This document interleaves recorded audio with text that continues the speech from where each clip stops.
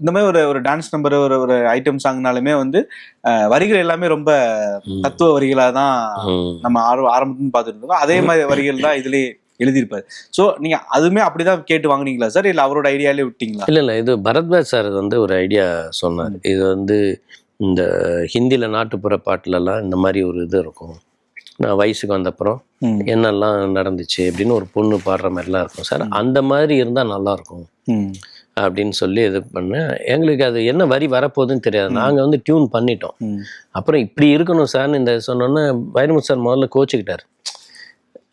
இதுதான் வேணும்னு சொன்னீங்கன்னா நான் எழுதி கொடுப்பேன், அப்புறம் நீங்கள் வந்து டியூன் பண்ணியிருக்கலாம்ல. இப்போ நீங்கள் டியூனுக்காக நான் இதை வந்து எப்படி நீங்கள் சொல்கிறது இவ்வளோ பெரிய ஒரு ஐடியா சொல்லுவீங்க, நான் அதை வந்து ஒரு 4 வரிக்குள்ளே கொண்டு வரணும் அப்படின்னு சொல்லி கொஞ்சம்